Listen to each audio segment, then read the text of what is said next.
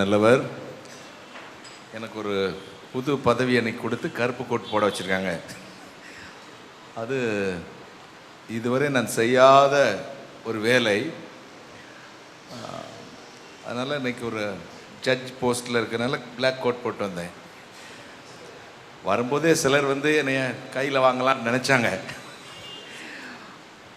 ஆனால் அந்த வேலை தொழிலுக்குள்ள தர்மத்தோடு அடுத்து நாம் பேச போகிறது என்னுடைய ஆலயம். அதனால் அந்த பயத்தோடு கூட என்னுடைய பணியை செய்ய விரும்புகிறேன். ரெண்டு தலைப்புகளிலே பேச இருக்கிறார்கள். ஒன்று, வலது பக்கம் இருக்கிறவர்கள் ஆத்ம பணி, இடது பக்கம் இருக்கிறவர்கள் சமுதாய பணி. உங்களுக்கு 4 நிமிஷம், ஒரு ஆளுக்கு 4 நிமிஷம். ரொம்ப எக்ஸ்ட்ரீமாகவும் போயிடக்கூடாது. அடுத்து நமக்கு ஃபங்க்ஷன் இருக்குது. சண்டை போட்டுறாதீங்க. அது ஏன்னா நீங்களும் முதல் முறையாக தான் இப்படி பட்டிமன்றத்தில், இது வழக்காடு மன்றம் அல்ல, பட்டிமன்றம். உங்களுடைய கருத்துக்களை சுருக்கமாக சொல்லணும். இப்படி கிருபினால இந்த பட்டிமன்றம் தொடங்கப்படுகிறது. ஆண்டவர் உலகமெங்கும் போய் சகல சிருஷ்டிக்கும் சுவிசேஷத்தை பிரசங்கம் பண்ணுங்கள், ஆத்ம ஆதாயம்தான் சிறந்தது. ஒரு ஆத்ம மீட்பு அருமையானது.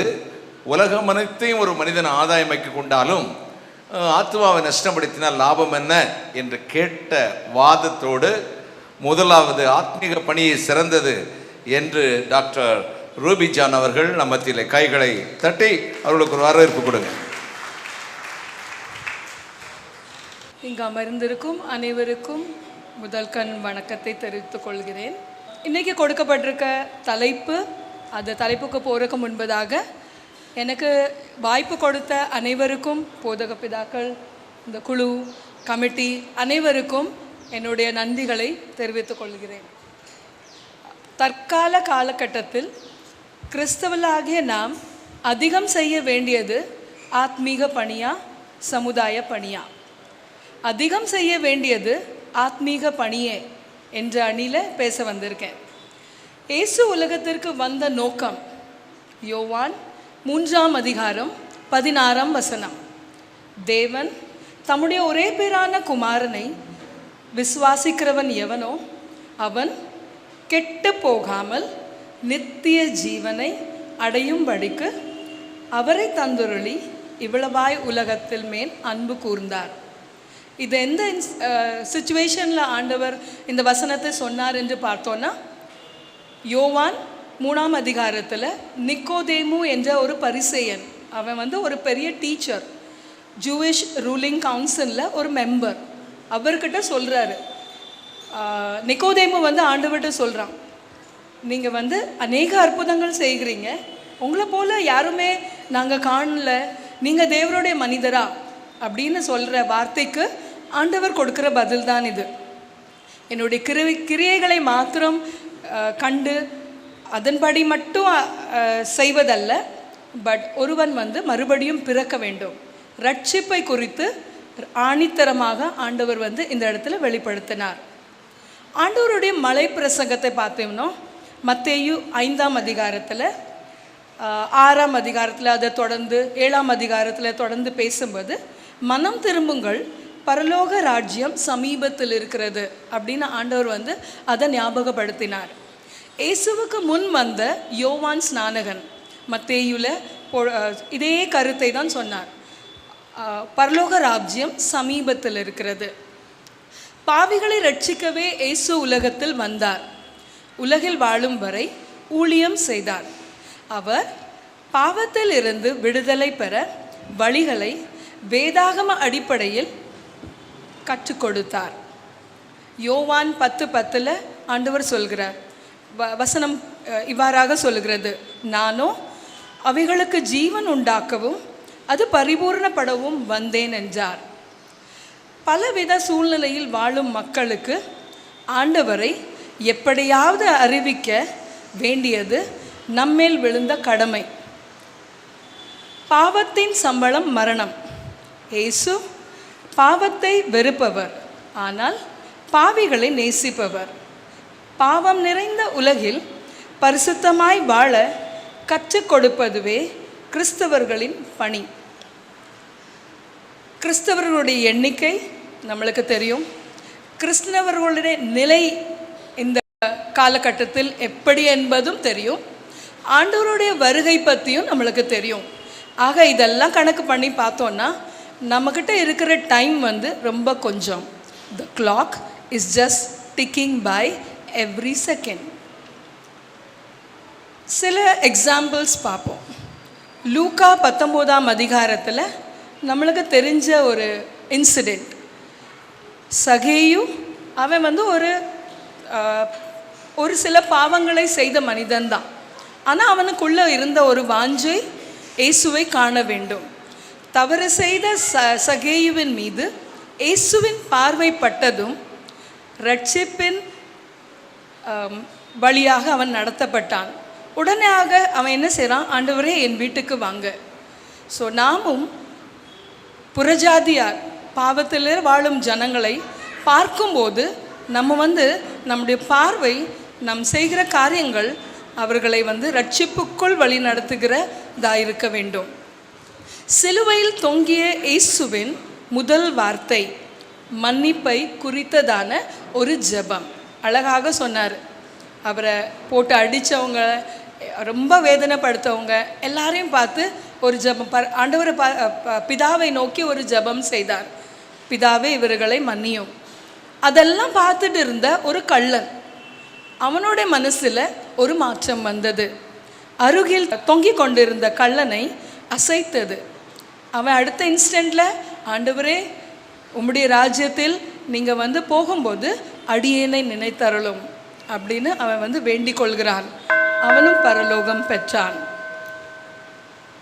அப்போஸ்தலர் 3ஆம் அதிகாரத்தில் பிறவி சப்பானி பிச்சைதான் கேட்டான். பேதுருவும் யோவானும் அவனுக்கு இயேசுவை கொடுத்தார்கள். மத்தேயு 5, 6, 7ஆம் அதிகாரத்தில் சொல்லப்பட்ட அனைத்தையும் நம்முடைய வாழ்க்கையில் நம்ம அப்ளை செஞ்சு வாழ்ந்தோம் என்றால் ஆண்டவருக்கு நம்ம வந்து அநேக ஆத்துமாக்களை சேர்க்க முடியும். லூக்கா 15ஆம் அதிகாரத்தில் சொல்லப்பட்ட உவமையை பார்த்தோம் என்றால், காணாமல் போன ஆடு. ஆண்டவராக இயேசு கிறிஸ்து அழகாக சொல்கிறார், 100 ஆடு இருந்துச்சு, ஆனால் 99 ஆடு வந்து இருந்தாலும் அதில் ஒன்று காணாமல் போனப்போ வந்து அந்த 99 விட்டுட்டு வந்து அந்த ஒரு ஆட்டை பின்ன போகிறார். ஏன்? இந்த 99 இருக்குல்ல, இட்ஸ் இனஃப் அப்படின்னு நினைக்கல. மனம் திரும்புகிற ஒவ்வொரு பாவியின் நிமித்தம் பரலோகத்தில் மிகுந்த சந்தோஷமாக இருக்குது. ஸோ நம்ம ஒரு பாட்டு பாடுவோம், ஆத்மா ஒன்றும் ரட்சிக்காமல் வெட்கத்தோடு ஆண்டவா. ஸோ நம்ம வந்து ஒரு நாள் கணக்கு கொடுக்கணும். ஆண்டவர் கேட்பார், இவ்வளோ நாள் போனீங்களே சர்ச்சுக்கு, என்ன செஞ்சீங்க? அதற்காக நம்ம ஆயத்தமாக இருப்போம். ரொம்ப நன்றி. டாக்டர் ரூபி ஜான் சொன்னாங்க, சகையு வந்து ஆண்டவர் வந்த உடனே மனம் திரும்பினான்னு. மனம் திரும்புறதுக்கு முன்னாடி எல்லாத்தையும் விட்டுட்டான். நான் அநியாயம் வாங்கினது 4 திருப்பி கொடுத்துறேன், என்னுடையது பாதி ஏழை கொடுத்துறேன்னு. டாக்டராக வேலை பார்த்துக்கிட்டு ஆத்மாதாயம் பற்றி பேசுகிறாங்க. நாங்கள் வந்து எல்லாத்தையும் விட சமூகத்துக்கு சேவை செய்கிறதே சிறந்தது, இதில் எதுன்னு பார்த்துக்கலான்னு வம்புடுக்க வர மிஸ்ஸஸ் ஜெசிலா மில்டன். அனைவருக்கும் மாலை வணக்கம். மனுஷர் உங்கள் நற்கிரியைகளை கண்டு பரலோகத்தில் இருக்கிற உங்கள் பிதாவை மகிமைப்படுத்தும்படி உங்கள் வெளிச்சம் அவர்கள் முன்பாக பிரகாசிக்க கடவது. இதன் அடிப்படையில் இன்றைய காலகட்டத்தில் கிறிஸ்தவர்களாகிய நாம் அதிகம் செய்ய வேண்டியது சமுதாய பணியே என்று என் அணியில் பேச இருக்கிற நண்பர்களுக்கும், முன்பின் தெரியாத ஒருவர் எழுந்திருக்க முடியாத குழியில் இருக்கும்போது கரம் கொடுத்து தூக்காமல், மகனே இயேசு உன்னை நேசிக்கிறார் என்று உணர்வோடு ஒட்டாமல் ஆத்மீக பணியே என பேச வந்திருக்கிற எதிரணி நண்பர்களே, அனைவருக்கும் வணக்கம். நடுவர் அவர்களே உங்களுக்கும் வணக்கம். என்னுடைய பாயிண்ட் நீங்கள் எடுத்து பேசிட்டீங்க. சகையை பற்றி நானும் சொல்லலான்னு நினச்சேன், அதை நீங்களே பேசி முடிச்சிட்டீங்க. 3 காரியங்களை உங்கள் முன் வைக்கிறேன். முதலாவது, தனி நபர் சமுதாய பணி.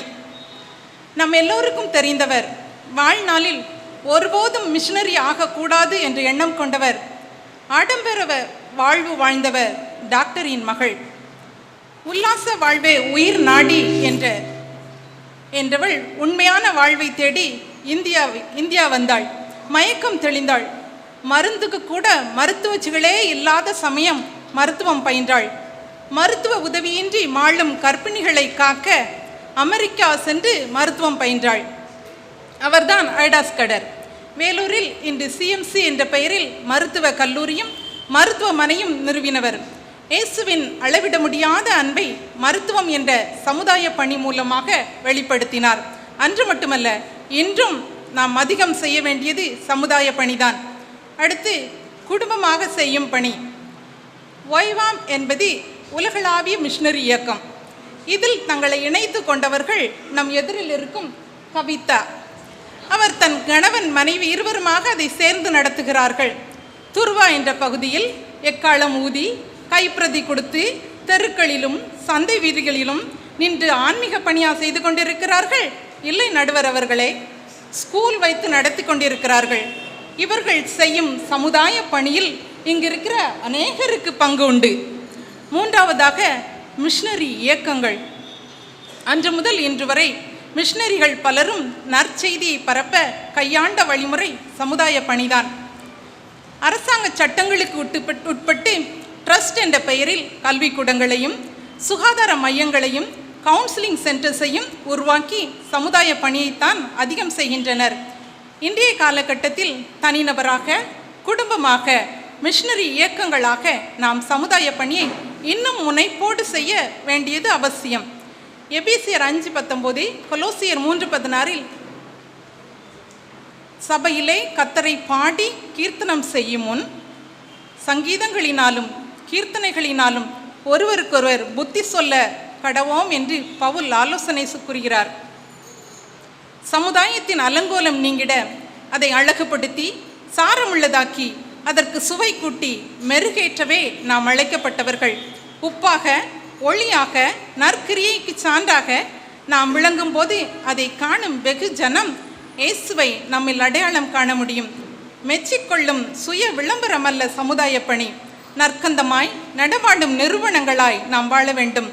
சமுதாய பணி என்பது ஒரு வழி, ஒரு பாதை. சற்று அழுத்தமாக ஆயுதம் என்றாலும் தவறில்லை. ஆரவாரத்தோடு அமெரிக்கையோடு எப்படி நீங்கள் சமுதாய பணியை செய்தாலும் அதன் விளைவுகளை ஒருவராலும் மறைக்க முடியாது. சமுதாய பணியின் அறுவடை தான் ஆன்மீக பணி என்பது என்னுடைய வாதம். ஆவியானவரின் இயக்கத்தால் நிகழும் அற்புதம் அது, விந்தையான அனுபவம் அது. சமுதாய பணி என்பது வாழ்வு சார்ந்தது. அதை நாம் அன்போடு, அர்ப்பணிப்போடு, நம்பிக்கையோடு, நாணயத்தோடு, விருப்பத்தோடு, வாஞ்சையோடு, ஜெபத்தோடு, உபவாசத்தோடு செய்வோம். மீதமுள்ள செயலை என் ஆண்டவர் பார்த்து கொள்வார். நடுவர் மொழியில் சொன்னால் நம் குலதெய்வம் பார்த்து கொள்வார். அன்று மட்டுமல்ல, இன்றைய காலகட்டத்திலும் கிறிஸ்தவர்களாகிய நாம் செய்ய வேண்டியது சமுதாய பணியே என்று வாய்ப்பிற்கு நன்றி கூறி விடைபெறுகிறேன். ரொம்ப அருமையா மிஸ்ஸஸ் ஜெசிலா மில்டன் சொன்னாங்க. இந்த சமுதாய பணி தான் சிறந்தது. நீங்கள் ஆன்மீக பணியில் இருக்கிறவங்க என்ன வேலை செஞ்சுக்கிட்டு இங்கே வந்திருக்கீங்கன்னு கேட்டாங்க. அடுத்து நம்முடைய மிஷினரிஸ் இந்தியாவுக்கு வந்த பொழுது ஒரு ஃபார்முலா வந்து கை கொண்டார்கள். 3 விஷயங்கள். முதல்ல நம்ம ஊர் பக்கம்லாம் சொல்லுவாங்க, சோப், சால்வேஷன், ட்ரிபிள்எஸ்.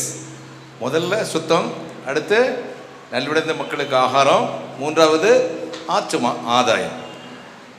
அதெல்லாம் விட உயிர் இருந்தால் தானே உடல்.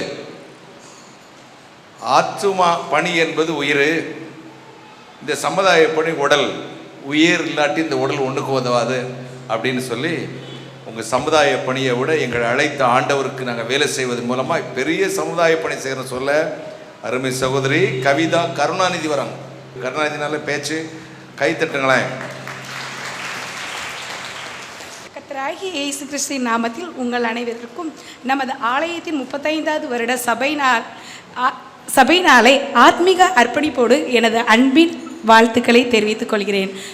தற்காலிக சூழ்நிலையில் கிறிஸ்தவர்களாகிய நாம் அதிகம் செய்ய வேண்டியது ஆத்மீக பணிதான். முதலாவது ஆத்மீக பணி அப்படின்னா என்னன்னு பார்க்கலாம். ஆத்மீக பணி அப்படின்னா கடவுளை பற்றி அறியவும் அவரோடு நல்லுறவை ஏற்படுத்தி கொள்ளவும் அவருடைய புனிதத்தை தேடி அவருடைய வழியில் நடப்பதும் இதுதான் எனது ஆத்மீக பணி. முதல்ல நான் எல்லாருக்கும் நன்றி சொல்ல மறந்துட்டேன். இது என்னுடைய ஃபேமிலி, எங்கள் சர்ச்சு. அதனால் நான் அவங்களுக்கு நன்றி சொல்லி என்னுடைய டைமை வேஸ்ட் பண்ண விரும்பலை. ஏன்னா அவங்களுடைய ஃபுல் சப்போர்ட் எனக்கு இருக்குது. ஏன்னா போன பட்டிமன்றத்துலேயே என் வீட்டுக்காரர் எல்லாத்துக்கும் நன்றி சொல்லிட்டாலும் ஆனால் நடுவரை தவிர. அதனால் நான் இப்போ உங்களுக்கு நன்றி சொல்லணும்னா உங்ககிட்ட இருந்து ஒரு கொஸ்டின் கேட்பேன். அந்த கொஸ்டினுக்கு உங்களுடைய பதில் கரெக்டாக இருந்துச்சுன்னா என்னுடைய நன்றியை உங்களுக்கு சொல்கிறேன். ஐயா, நீங்கள் வந்து நாடு கடந்து கடல் கடந்து மலையை கடந்து பாம்பேக்கு இங்கே வந்து 2 நாளாக நீங்கள் வந்து இங்கே வந்து மெசேஜ் கொடுத்தீங்க. அற்புதமாக கொடுத்தீங்க. நிறைய பேருக்கு மிராக்கிள்லாம் நடந்துச்சு. இதில் உங்களுடைய பணி ஆத்மீக பணியா சமுதாய பணியா? ஆத்மீகம் இருந்தால் தான் சமுதாயமே பண்ண முடியும். ஆத்மீக பணி தான். இதுலேயே எங்களுக்கு வந்து ப்ளஸ் பாயிண்ட் கிடச்சிச்சு. மத்தேயு 6:33 வந்து தேவன் முத என்ன சொல்கிறாருன்னா, முதலாவது தேவனுடைய ராஜ்யத்தையும் அவருடைய நீதியையும் தேடுங்கள் அப்படின்னு தான் சொல்கிறார். அவர் வந்து வேற ஒன்றுமே சொல்லலை. நீ சமுதாய பணியை செய்ய, அது அவருடைய நீதி நியாயத்தையும் தேடும் பொழுது எல்லாமே கிடைக்கும். ஆத்மீக பணிக்கு தேவையான எல்லா பணிகளும் நமக்கு கிடைக்கும். அக்கா சொன்னாங்க, ஜெசுலாக்கா சொன்னாங்க, ஒருத்தன் குழியில் விழுந்து கிடந்ததுக்கு பிறகு நீ ஆத்மீகத்தில் வந்து வா, அதுக்கப்புறம் தான் நாங்களாம் இதெல்லாம் ஹெல்ப்லாம் பண்ணுவோம் அப்படின்ட்டு. மெயின் வந்து ஒருத்தர் வந்து ஒருத்தங்களுக்கு உதவி செய்கிறாருன்னா அவர் வந்து கலாத்தியர் 6:22 ஆவியின் கனியில் வந்து என்ன இருக்குன்னா, அன்பு, சந்தோஷம், சமாதானம், நீடிய பொறுமை, தயவு, நற்குணம், இரக்கம், இதில் வந்து இது எல்லாமே இருக்கும்போது ஆட்டோமேட்டிக்காக அவர் என்ன செய்வாருன்னா அடுத்தவங்களுக்கு ஹெல்ப் பண்ண ரெடியாக வந்துடுவார். அடுத்து வந்து இன்னொன்று வந்து சொன்னாங்க, அக்கா நீ வந்து நாங்கள் ஒய்வாமில் இருக்கிறது பணி வந்து சமுதாய பணி. கண்டிப்பாக ஒய்வாம் வந்து சமுதாய பணி அல்ல. அதில் வந்து எங்களுடைய மெயின் குறிக்கோள் ஆத்ம ஆதாய பணி தான் அதனுடைய மெயின் குறிக்கோள் வந்து. ஏன்னா சமுதாய பணியை பண்ணணும்னா நாங்கள் வெளியே போய் நின்று கூட நாங்கள் பண்ணலாம். ஆனால் சமுதாய பணி பண்ணணும்னா அதனுடைய மெயின் குறிக்கோள் வந்து கிறிஸ்துவ ஒவ்வொருத்தரும் அறிந்து கொள்வதும் அவருடைய ரட்சிப்பை அறிந்து கொள்வது தான் மெயின் பாயிண்ட்டு. ஆக்சுவலாக நான் அக்காவுக்கு ஒன்று சொல்கிறேன். அக்கா இப்போ பாருங்கன்னா இந்த சமுதாய பணிக்கு இந்த ஆத்மீக பணிக்கு எங்களுடைய ஊழியத்துக்கு வந்து மெயின் வந்து என்னென்னா அக்கா அண்ணா வந்து ஒரு மெயின் ஸ்பான்சர். ஏன்னா இப்போ அவர் நினச்சிருந்தாருன்னா வேற எங்கே கூட கொடுத்துருக்கலாம். எத்தனையோ என்ஜிஓ இருக்குது. ஏன்னா பெரிய ஃபிலிம் ஸ்டார்ஸ்லாம் சமுதாய பணி பண்ணுறாங்க, அவங்களுக்கு கொடுத்துருக்கலாம். ஏன் அவங்களுக்கு கொடுக்கலாம்? எங்களுக்கு ஏன் கொடுக்குறாங்கன்னா அதில் இருக்கிற ஒரு பிள்ளையாவது என்ன செய்யணும், ரட்சிப்பு அடையணும் அப்படிங்கிறதுக்காண்டி தான் அண்ணா வந்து எங்களுக்கே சப்போர்ட் பண்ணுறாருன்னா எங்களுக்காண்டி பண்ணலை, அந்த குழந்தைகளுக்காண்டி தான் பண்ணுறாங்க.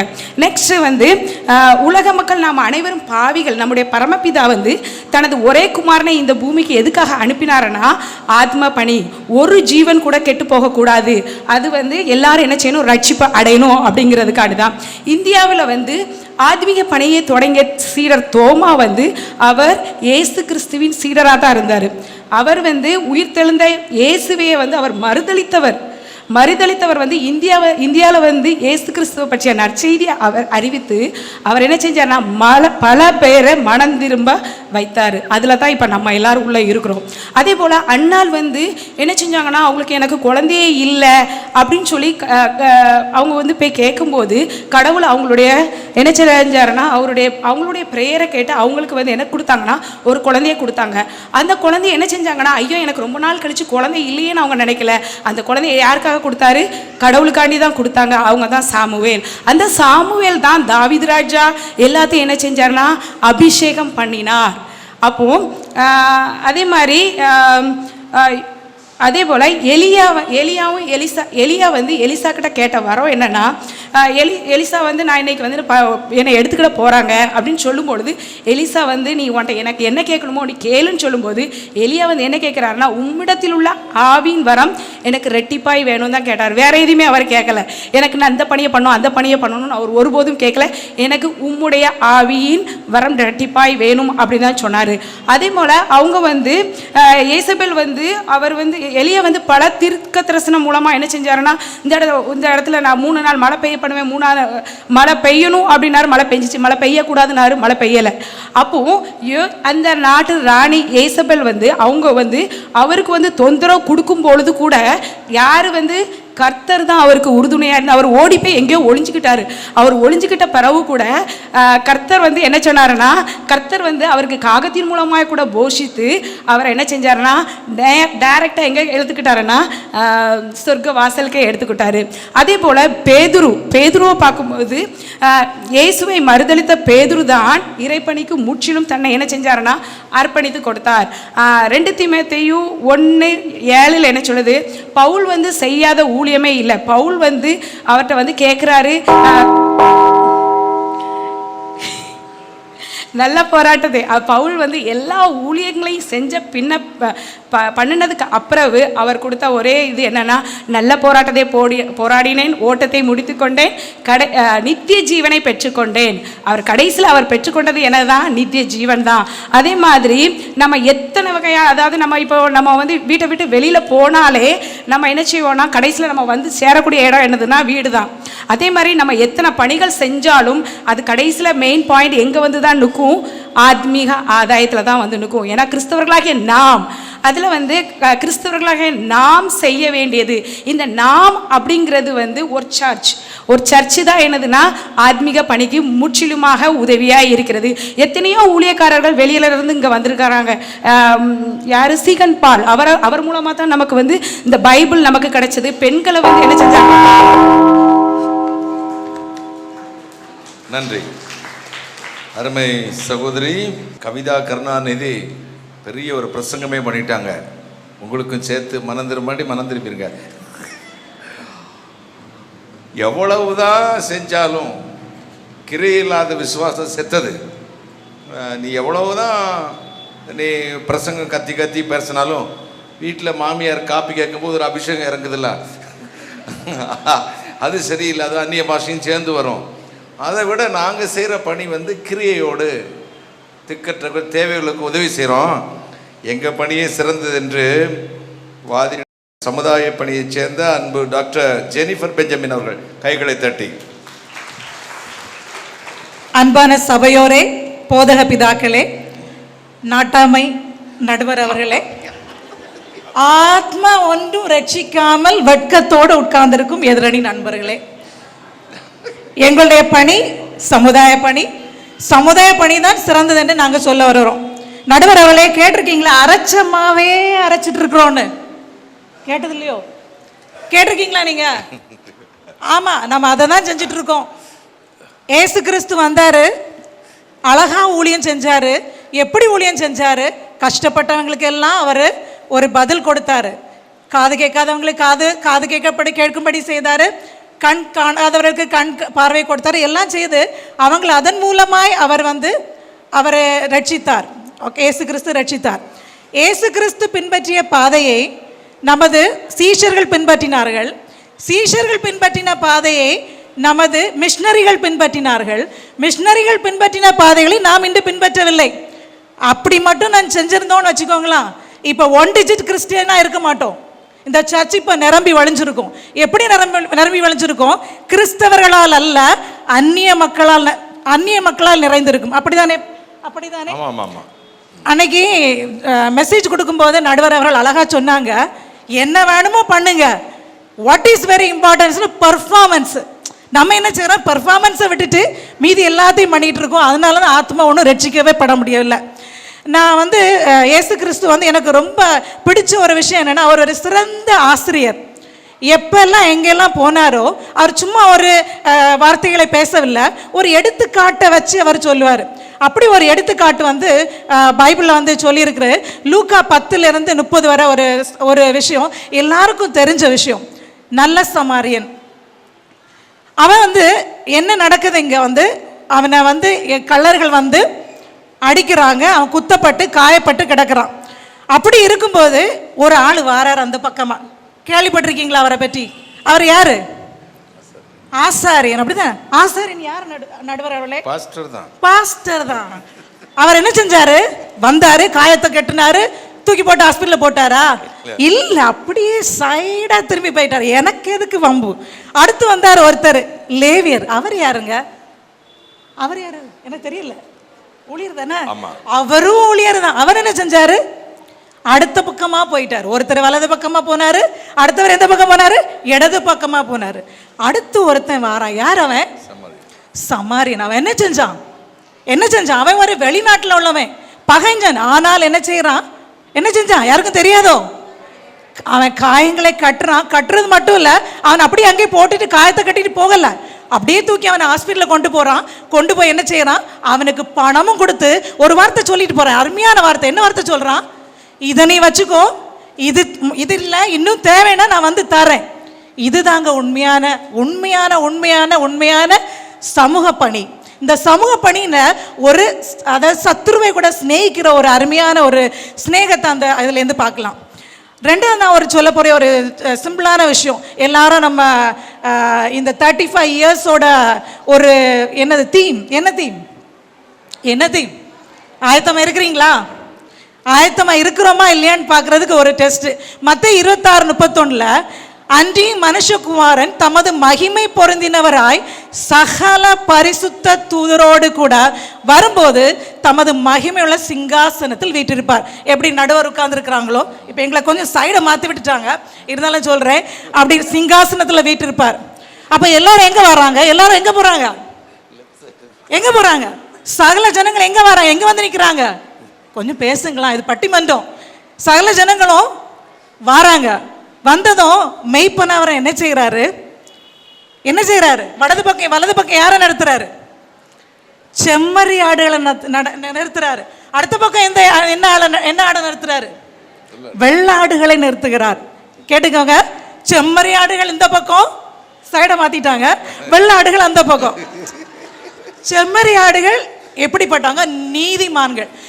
அதாவது இயேசு கிறிஸ்து சொல்லுகிறாரு, நீதிமான்னா யாரு? என் பிதாவினால் அவர் சொல்றாரு, நான் பசியா இருந்தேன், நீங்க என்ன செஞ்சீங்க? போஜனம் கொடுத்தீர்கள். எத்தனை பேருக்கு நம்ம போஜனம் கொடுக்குறோம்? யோசித்து பார்ப்போம். தாகமா இருந்தேன், தாகத்தை தீர்த்தீர்கள். அந்நியனா இருந்தேன், என்ன செஞ்சீங்க? போடா, என்ன உனக்கு ஒன்னு எனக்கு தெரியாது, அப்படி நம்ம சொல்லலை. சேர்த்து கொண்டீர்கள். வஸ்திரம் இல்லாதிருந்தேன், வாங்கினதுக்கு மேலே ஒன்று வாங்கி கபோர்டை ஃபுல்லாக நிரப்பி வைக்கல, அதுலேருந்து கொஞ்சம் எடுத்து இல்லாதவங்களுக்கு கொடுத்தாங்க. வஸ்திரம் இல்லாதிருந்தேன், வஸ்திரம் கொடுத்தீர்கள். வியாதியாக இருந்தேன், என்னை விசாரிக்க வந்தீர்கள். காவலில் இருந்தேன், என்னை பார்க்க வந்தீர்கள். சிறியவராகி என் சகோதரரில் இவர்களுக்கு எதை செஞ்சீங்களோ அதை யாரும் செஞ்சீங்க? அதில் என்ன சொல்கிறாரு அந்த ஏசப்பா? அந்த இதில் என்ன சொல்கிறாரு? எப்படி கூப்பிடுறாரு அவங்கள? நீதிமான்களே, என் பிதாவினால் சபிக்கப்பட்டவர்களாங்களே, ஆசீர்வதிக்கப்பட்டவங்க. அடுத்த பக்கம் இருக்கிறது யாரு? நம்ம வெள்ளாடுகள் என்ன செஞ்சாங்க? என்ன செய்யறாங்க? இன்றைய கிறிஸ்தவம் அப்படிதாங்க இருக்கு, வெள்ளாடுகளை போலதான் இருக்கு. நம்ம ஒரு பசுத்தோல் போறதா புலி. எப்படி நம்ம கிறிஸ்தவங்க ஒரு நல்ல ஒரு ஆடை எடுத்து அணிஞ்சிக்கிறோம். நம்ம செய்யறது ஒரே ஒரு காரியம்தான். ஞாயிற்றுக்கிழமைனா எங்க வரணும்? சர்ச்சில் வரணும். அந்த பாஸ்டர் சொல்ற வசனம், அதுக்கப்புறம் அதில் ஒரு சின்ன ஒரு எக்ஸாம்பிளை மட்டும் நான் சொல்லிட்டு டைம் ஆகலைன்னு நான் முடிக்கலாம்னு நினைக்கிறேன். அந்த அதாவது தோசை மாவு நீங்கள் எல்லாரும் தோசை மாவு பண்ணுவீங்கல்ல, தோசைக்கும் இட்லிக்கும் ஒரே அளவில் தானே ப்ரொபோர்ஷன் நம்ம பண்ணுவோம். சரி, இட்லி பண்ணால் ஒரு மாவு ஒரு இட்லி தட்டில் போட்டு ஒரு சின்ன இட்லி வருது, அப்படி தானே வருதானே? அது எத்தனை ரூபா? 10 ரூபான்னு வச்சுக்கோங்களேன். அதே மாவை பரந்த ஒரு தோசையா போட்டால் எத்தனை ரூபா? 100 ரூபான்னு வச்சுக்கோங்களாம். நம்ம இட்லியாவே இருந்துட்டு இருக்கோம், சர்ச்சுக்கு வரோம், வசனத்தை கேட்குறோம், அப்படியே போயிட்டு இருக்கோம். இன்னும் உனக்கு வந்தா எனக்கு என்ன? கண்டிப்பாக அவருடைய வருகை சமீபம். அந்த வருகைக்காக நம்ம ஆயத்தப்படுத்தணும்னா நம்ம தோசை போல பறந்து எல்லாருக்கும் உதவி செய்கிற மக்களாக இருக்கணும்னு நான் ஆசைப்படுறேன். நம்ம EMTC எல்லா மக்களும் கடவுள் வருகையில் என்ன இருக்கணும்? அவருடைய இடது பக்கம் போகணுமா வலது பக்கம் போகணுமா? இடது பக்கம் என்ன இருக்கு? அக்கினி இருக்கு. ஆனால் வலது பக்கம் என்ன இருக்கு? பரலோக ராஜ்யம் நமக்காக காத்திருக்கிறது. ஸோ அதிகமாக நம்ம தேவையானது சமுதாய பணியே என்று சொல்லி முடிக்கிறேன். நன்றி. மிக்க நன்றி. அன்பு சகோதரி ஜெனிஃபர் பெஞ்சமின் அவர்கள் தோசை மாவை பற்றிலாம் பேசினாங்க. வீட்டில் தோசை ஊற்றுறது யாருன்னு முதல்ல தெரிஞ்சுக்கணும். இப்போ தோசை கொடுக்கறது பெருசு இல்லைங்க, சில தோசை வாயிலே வைக்க முடியாது. ஒரு வீட்டுக்கு போனேன், அந்த அம்மாவுக்கு 4 பசங்க. 4 பசங்க. அம்மா தோசை சுடுறாங்க. தோசை சுட்டாங்க, அதில் கொஞ்சம் நெய் போட்டாங்க. இது என்னம்மான்னு கேட்டேன். இது நெய் தோசையான்னு. இது எதுக்கு? பெரிய பையனுக்கு இதாயா பிடிக்கும் நாங்கள். ஓகே. 2வது அதே மாவு எடுத்து ஊற்றுனாங்க. இது என்னம்மா? கொஞ்சம் வெங்காயம் போட்டாங்க. இப்போ என்ன தோசை அது? ஆனியன் தோசை. இது என்ன மாவுமா? அதே மாவு தான் ஐயா, அரிசியும் உளுந்து கலந்த மாவு. சரி. அடுத்த தோசை கொஞ்சம் உருளைக்கிழங்குலாம் மசிச்சு அப்படி வச்சாங்க. இது என்ன தோசைமான்னு? இது மசாலா தோசை. இது யாருக்குமான்னு கேட்டேன். இது 3வது பையனுக்கா? அப்புறம் பிளேனாக ஊற்றி இப்படி திருப்பி போட்டாங்க. இது என்னம்மான்னு? இது ஊத்தாப்பம் அப்படின்னாங்க. இது யாருக்கு? கடைசி பையனுக்கு. மாவு ஒன்று தான், தோசை 4 பிள்ளைகளுக்கும் பிடிக்கிற மாதிரி கொடுக்கணும். இப்போ சகோதரி ஜெனிஃபர் பெஞ்சமின் சொன்னாங்க, இந்த சமுதாய பணி தான் சிறந்தது, தோசை மாவு ஊற்றுறது மாதிரி. நாங்கள் தோசை ஊற்றுறதுங்கிறத தனியாக நீங்கள் விசாரிச்சுக்கோங்க. தோசை ஊற்ற தெரியுமானுங்கிறது. நாங்கள் இந்த தோசை மாவுக்கும் மசாலா தோசை, கீ தோசை, வெங்காய தோசை, ஊத்தாப்பம் இதெல்லாம் செய்கிறதுக்கு ஒரு பேசிக் என்ன வேணும்? அரிசியும் உளுந்தும் கலந்த மாவு. அது கர்த்தருடைய வார்த்தையும் கர்த்தருடைய ஆன்மீக அந்த அபிஷேகம், அந்த ஊழிய பாரம் இருந்தால் தான் அதையே செய்ய முடியும். நீங்கள் மெயின் சுவிட்சை விட்டு எதுக்குமா லைட்டெல்லாம் போட்டு பார்க்குறீங்க? அது ஆஃப் ஆகி கிடக்குது போது ஆன் பண்ணுங்கன்னு சொல்ல வர்றார் நம்ம செக்ரட்டரி. அருமையான ஆன்மீக பணியை சிறந்து என்று பேச பிரதர் பொன்சிங். கைகளை தட்டி. நடுவர் அவர்களே, எனது அருமை திருச்சபை மக்களே, எனது அணி சகோதர சகோதரிகளே, எதிரியில் உட்கார்ந்துருக்காங்க பாருங்க. பார்க்கறதுக்கு தான் புத்திசாலிங்க மாதிரி இருப்பாங்க, ஆனால் தலைப்பையே புரிந்து கொள்ள முடியாத ஒரு குழந்தையான ஒரு இதில் தான் இன்னும் இருக்காங்க. தலைப்பு என்னன்னா, இன்றைய காலகட்டத்தில் கிறிஸ்தவர்களாகிய நாம் செய்ய வேண்டியது ஆத்மீக பணியா அல்லது சமுதாய பணியா அப்படின்னு சொல்லிட்டு. இன்றைய காலகட்டத்தில் அக்கா வந்தாங்க, ஜெஸ்லா மில்டன், ஐடாஸ் கடர் இங்கே வந்தாங்க, பார்த்தாங்க, போனாங்க. ஐடாஸ் கடர் வந்தாங்க, பார்த்தாங்க, அங்கே ஒரு பிராமண பெண்ணு பிரசவிக்க முடியாமல் கஷ்டப்படுத்த பார்த்தாங்க, போய் படித்தாங்க, அவங்களுக்கு பண்ணாங்க. இன்னைக்கு இந்தியாவின் நிலைமை அப்படியா இருக்கு? இன்னைக்கு நிலைமையில எத்தனை ஹாஸ்பிட்டல்ஸ் இருக்கு, எத்தனை வசதிகள் இருக்கு? யாருமே இந்த மாதிரி ஒரு இதற்காக ஏங்கி கிடக்கவில்லை இந்தியாவில். ஸோ சமுதாய பணி அந்த காலகட்டத்தில் அது தேவையாக இருந்தது, அந்த காலகட்டத்தில் அதை பண்ணினாங்க. அடுத்தால டாக்டர் பெஞ்சமின் வந்தாங்க, ஜெனிஃபர் பெஞ்சமின்.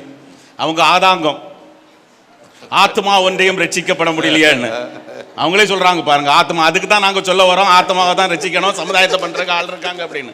உங்க ஆதங்கமே அப்படிதான் இருக்கு, ஆத்மா யாரையும் ரசிக்க முடியலையே அப்படின்னு சொல்லிட்டு.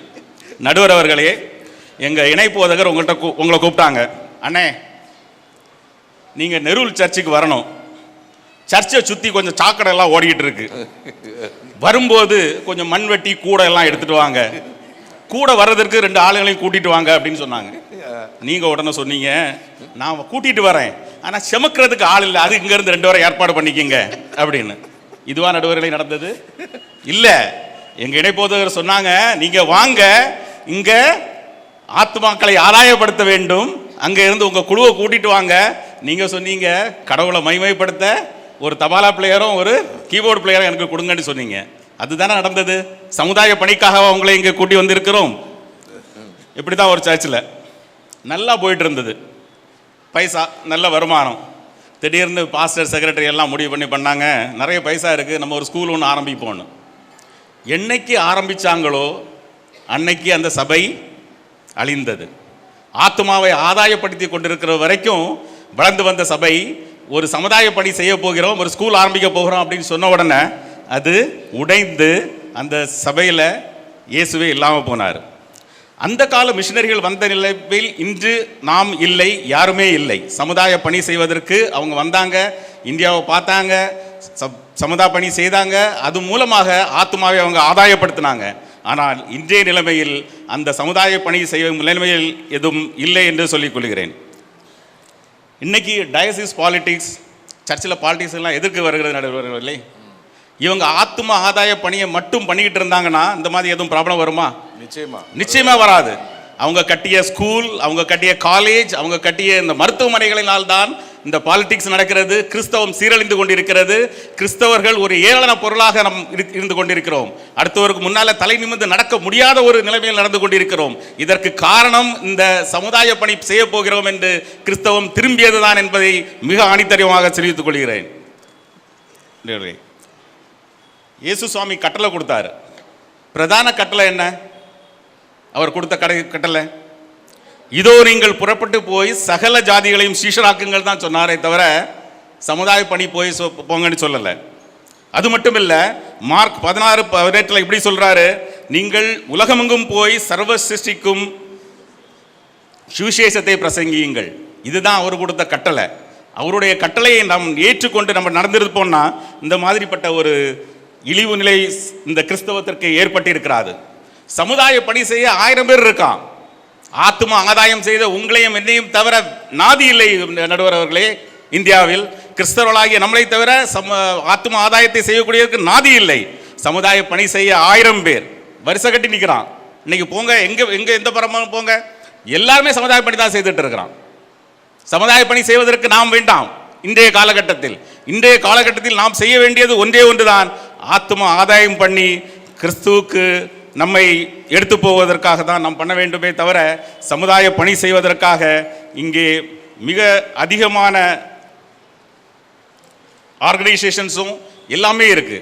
ஆத்ம ஆதாய பணி நமக்கு கொடுக்கப்பட்டது, கிறிஸ்தவர்களாகிய நமக்கு கொடுக்கப்பட்டது. நாம் சமுதாய பணியிலிருந்து விலகி இனிமேலாவது ஆத்ம ஆதாய பணியில் நம்ம இணைத்துக் கொள்வோம், ஆத்மாவை ஆதாயப்படுத்துவோம். அதன் மூலமாக கிறிஸ்துவின் ராஜ்யம் இந்த இந்தியாவில் கட்டி எழுப்பப்பட நாமும் ஒரு துணையாக இருப்போம் என்று கூறி என்னுடைய பேச்சை முடிக்கிறேன். நன்றி. ரொம்ப சாட்டை அடி மாதிரி கொடுத்தாரு பாருங்க. அதாவது தலைப்பையே புரிஞ்சுக்கலையாமா இவங்க.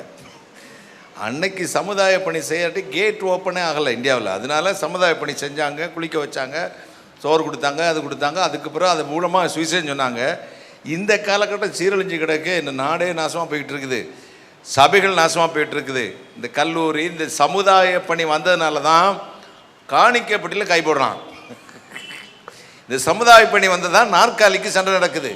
இந்த சமுதாய பணி வந்ததுனால தான் சமுதாயம், கல்லூரி, காலேஜ், மெடிக்கல் அதெல்லாம் வந்ததுனால பதவிகளுக்காக ஆன்மீக பெரியவர்கள் போட்டி போடுற காலகட்டம் வந்திருக்குது.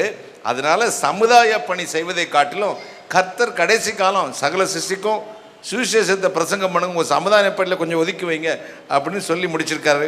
அவருக்கு என்ன பதில் சொல்ல போகிறீங்க? டாக்டர் ஜெபின் ஜோயல் பேசுங்க, கையை தட்டுங்களேன். இக்கால சூழ்நிலையில் கிறிஸ்தவர்களாகிய நாம் செய்ய வேண்டியதா அதிகம் செய்ய வேண்டியதா தலைப்பு புரிஞ்சுக்கணும் சொல்லுங்க. அதிகம் செய்ய வேண்டியது, நீங்கள் தலைப்பை புரிஞ்சுக்கல, அதிகம் செய்ய வேண்டியது. நாம் சொல்கிறோம் ஆத்ம ஆதாய பணி செய்ய வேண்டும், அதற்கு மாற்று கருத்து இல்லை. கிறிஸ்தவனுடைய நம்முடைய நோக்கம் ஆத்ம ஆதாய பணி மட்டும்தான், அது தலைப்பு கிடையாது. அதிகம் செய்ய வேண்டியது எது? சமுதாய பணி. அவர் கேட்டார், கல்வி நிறுவனங்கள் எல்லாம் இருக்கிறனால சண்டை வருது. கல்வி நிறுவனங்கள் அண்டைய தினம் அவர்கள் படைக்கவில்லை என்றால் கோமணம் கட்டி கொண்டு இங்கே இருக்க வேண்டும். இங்கு யாராவது கோமணம் கட்டி கொண்டிருக்கிறார்களா? கோட்டு சூட்டு போட்டு கொண்டிருக்கிறார்களா? நடுவர் அவர்கள் கோட்டு சூட்டு போட்டுக் கொண்டிருக்கிறார்கள். அதற்கு முக்கிய காரணம் அண்டைய மிஷனரிமார்கள் கட்டிய கல்வி நிறுவனங்கள்.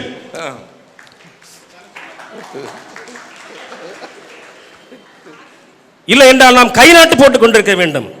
இன்று கை நிறைய நோட்டு சம்பாதித்துக் கொண்டிருக்கிறோம். அதற்கு காரணம் என்ன? அன்று கிறிஸ்தவ மிஷனரிமார்கள் செய்த சமுதாய பணி. அவர் தீர்ப்பு கொடுக்க போறாரு, ஆத்ம ஆதாய பணியை என்று தீர்ப்பு கொடுக்க போறாரு. ஏன்னா அவர் சுப்ரீம் கோர்ட்டு. இன்றைய நாட்களில் தெரியும் நமக்கு சுப்ரீம் கோர்ட்டில் என்ன தீர்ப்பு வருன்னு. அவர் சொல்றதுக்கு முன்னாடியே நமக்கு தெரியும் தீர்ப்பு ஆத்ம ஆதாய பணி. ஏன்னா அவர் செய்யறது என்னது? முழுநேர பணியாக ஆத்ம ஆதாய பணி. ஆனால் இங்க இருக்கக்கூடிய 4 மக்களும் ஏற்கனவே சமுதாய பணி செய்து கொண்டு இன்னும் அதே தான் செய்ய போகிறார்கள். ஆனால் இன்று பேசுவது எது? ஆத்ம ஆதாய பணி அதிகம் செய்ய வேண்டும் என்று. இயேசு கிறிஸ்து இந்த உலகத்தில் வாழ்ந்தார் இல்லையா? எப்போ அவர் சுவிசேஷம் சொல்ல ஆரம்பித்தார்? 30வது வயதில். 30 வயது வரை எந்த ஆத்ம ஆதாய பணி செய்து கொண்டிருந்தார்? அவர் சமுதாய பணி, பெற்றோருக்கு கீழ்ப்படிந்து அவர்களோடு இருந்து அவர் சமுதாய பணி செய்து கொண்டிருந்தார். மறக்க முடியுமா? இன்று அதே ரோல் மாடலாக இயேசு கிறிஸ்துவை நாம் ஃபாலோ பண்ணினால் இன்று ஒரு பெற்றோராவது முதியோர் இல்லத்தில் சேர முடியாது. நமக்கு தேவை ஆண்டவராய் இயேசு கிறிஸ்து செய்த அதே சமுதாய பணி, பெற்றோருக்கு கீழ்ப்படிதல் என்ற சமுதாய பணி. சொன்னாங்க பாருங்க, 4 பெண்கள் இருக்கிறார்கள். தீண்டாமை, பெண்ணடிமை அந்த காலத்தில் இருந்தது. எங்களது ஊர் நாகர்கோவில், கன்னியாகுமரி மாவட்டம் எல்லாம் பெண்கள் மேலாடை அடைய முடியாது. இந்த பெண்கள் எவ்வளவு கூட்டம், பெண்கள் கூட்டம் அதிகமாக இருக்கிறது. எத்தனை பேர் சந்தோஷமாக இருக்கிறீர்கள்? அன்றைய காலகட்டத்தில் இன்று நாம் இருந்திருப்போம் என்றால், அன்றைய காலகட்டத்தில் மிஷனரிமார்கள் சமுதாய பணி, ஆத்மாதாய பணியோடு சேர்த்து அதிகமாக சமுதாய பணி செய்யவில்லை என்றால் இன்று நம்முடைய நிலைமை எப்படி இருக்கும்? தீண்டாமை ஒளிந்து போய்விட்டது. அன்று கிறிஸ்தவ மிஷனரிகள் இன்று யாரோ சொல்லும், நீ தாழ்ந்த ஜாதி, நான் மேல் ஜாதி என்று சொல்ல முடியுமா? எல்லாரும் ஒரே ஜாதியாக இருக்கிறோமா? அதற்கு காரணம் என்ன? அன்று கிறிஸ்தவ மிஷனரிமார்கள் அதிகமாக செய்த சமுதாய பணி. நித்திய ஜீவனை சுதந்திரித்துக் கொள்ள என்ன செய்ய வேண்டும்? அவங்க சொன்னாங்க, ஆத்மாதாய பணி செய்ய வேண்டும். ஆண்டவர்கிட்ட ஒருத்தன் வந்து கேட்டான், நித்திய ஜீவனை சுதந்திரித்துக் கொள்ள என்ன செய்ய வேண்டும்? அப்போ நான் எல்லாமே செய்கிறேன், 10 கட்டளைகளை கடைபிடிக்கிறேன், ஆத்மாதாய பணியெல்லாம் பண்ணுறேன்னு. அவர் என்ன சொன்னார்? நீ உனக்கு உள்ள எல்லாத்தையும் விட்டு தரித்திரத்துக்கு கொடுத்து சிலுவை எடுத்துக்கொண்டு என்னை பின்பற்றி வா. என்னது அது? அதனுடைய அர்த்தம் என்ன? சமுதாய பணி. இன்னைக்கு அதெல்லாம் அவங்க ஃபாலோ பண்ண மாட்டாங்க. 99 ஆடு ஒரு ஆடு சொன்னாங்க. ஒரு ஆடுக்காக ஆண்டவர் கவலைப்பட்டார். நாங்கள் என்ன சொல்கிறோம் என்றால், அந்த 99 ஆடுகளுக்காக கூட நீங்கள் கவலைப்பட வேண்டும் என்று. அந்த 99 ஆடுகள் சமுதாய பணி மூலமாக ஆண்டவரிடத்தில் வந்து சேரும் என்று நான் சொல்லுகிறேன்.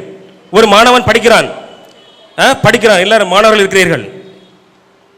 ஆண்டவரே ஸ்தோத்திரம், எனக்கு நிறைய மார்க் வேணும், ப்ரேயர் பண்ணால் மட்டும் போதுமா? என்ன செய்யணும்? கிரியை செய்ய வேண்டும். சீசன் என்பவன் யார் தெரியுமா?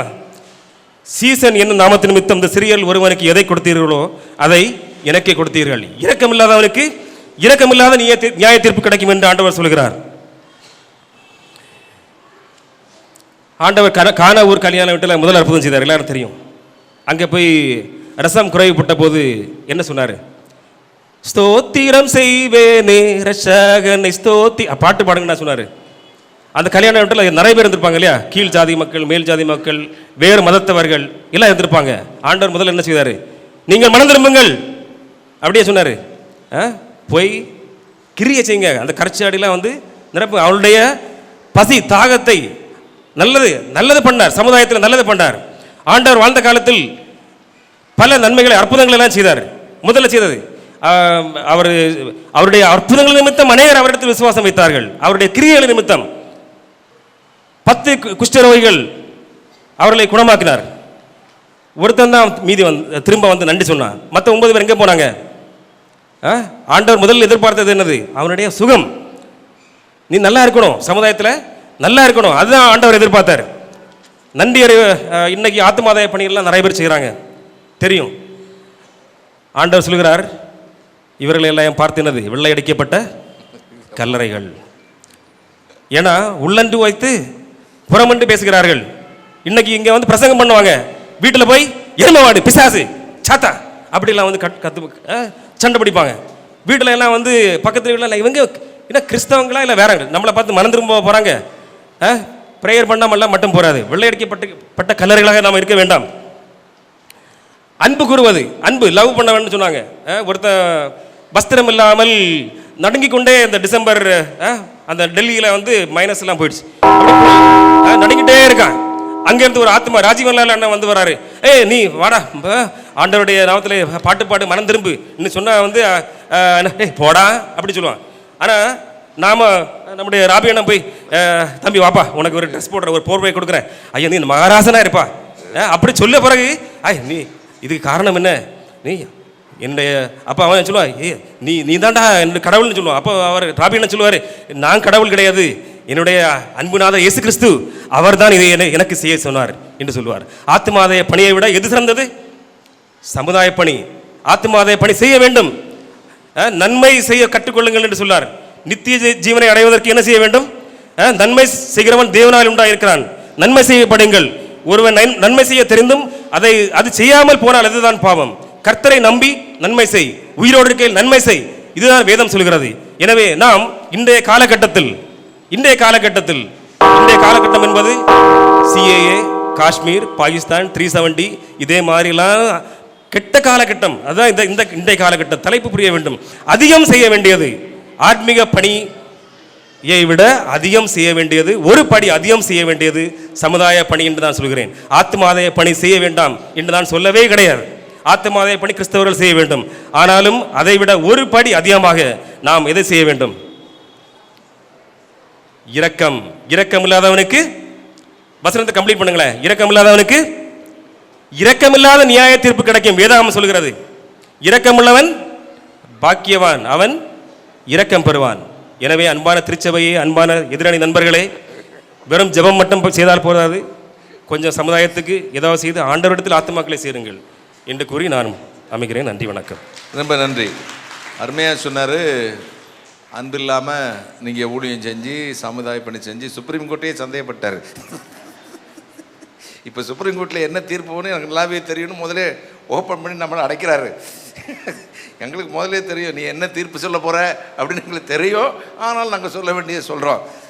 ரொம்ப அருமையாக தான் பேசினார். பார்த்துக்கோங்க, இப்போ கிரியை இல்லாத விசுவாசம் செத்தது. இப்போ எல்லோரும் இப்போ சர்ச்சுக்கு வரோம்.